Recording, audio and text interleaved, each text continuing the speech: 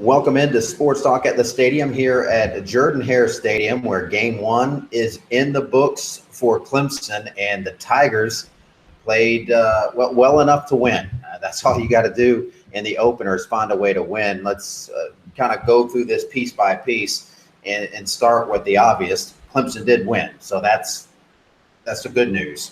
Now, did they get style points? Did they score 40-plus points like a lot of people thought they might with that powerful offense? No.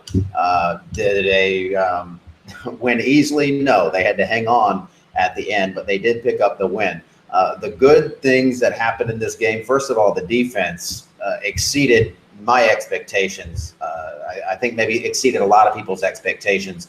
Once again, replacing so many guys, they were dominant, especially in the first half. At halftime, Auburn was averaging 0.1 yards per carry. They were averaging 1.5 yards per play.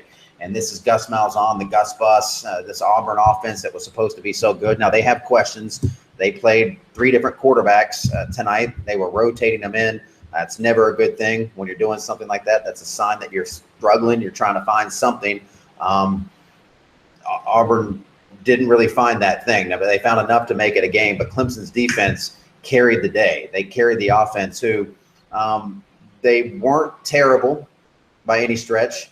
They just weren't great. And I think a lot of us thought with where they were last year and what they had coming back that they were going to come right out of the gate. Boom, boom, boom, boom. And this was an Auburn defense that was much improved over last year. And I think the moral of the story oftentimes is, we talk about last year, but every team is different. Every season is different. And in an opener, you just never know what to expect. And we don't know how good or bad Auburn's going to be this year based on one game. We know they didn't look really good tonight on offense. They look pretty good on defense, and maybe that defense is going to be one of the better ones in the SEC. Not necessarily predicting that, but you just don't know. The good news on the offensive side of the ball, even though they weren't really as explosive as we're used to seeing Clemson, is Mike Williams, his first game back since breaking his neck in last year's opener, was solid. He had 9 catches, 140-plus yards, 70 yards actually. He was very, very good. They had man coverage on him, and Clemson took advantage, and he carried the load. What was really goofy about this game is, I mentioned how Auburn was getting shut down, averaging about 1 yard a carry, unable to score, just stymied by Clemson, and it was really a dominating performance in that first half. And you look at the scoreboard and you go, wow, Clemson is only up a touchdown. How is that possible? And even in the second half, Auburn was hanging around, but you just never felt like the Tigers, the Auburn Tigers, were going to be any match, like they were really going to threaten in the game. And it wasn't until really that last drive where you said, hold on now, they're down 6 with the ball and they're at midfield. They're going to get a couple cracks at the end zone, and they did. And 2 balls thrown up in the air. The last one batted down by Jadar Johnson, but I was standing down on the sideline, and there were 2 Auburn players right there. That's dicey stuff, and we've seen, especially Auburn, how many times have we seen something goofy like that happen for Auburn where they win the game? So much closer than it probably had to be. Dabo Swinney opted not to kick a field goal on Clemson's last possession. It would have been a 34-yarder. I know Hugel doinked an extra point, but he's one of the better kickers in the country. 34-yarder, not quite a chip shot, but it's a kick you need to make and can make if you're him. And I think you go for that field goal there. That shouldn't be low enough to get blocked. I mean, that's always a possibility, but you go up 9, the game's over. I mean, the game is essentially over at that point. So Clemson had a chance to put it away there and didn't.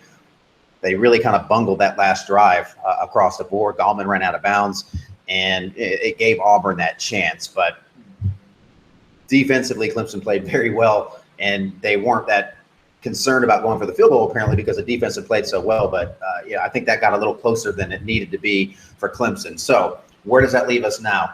This game, it does kind of remind me of Louisville last year where Clemson just kind of sputtered around a little bit on offense. The defense carried the load. The offense is going to get better. I mean, this isn't the norm. I mean, Clemson's offense is going to have big games. They're going to score big at times. So I'm not really worried about the offense. My biggest takeaway is how well that defense played.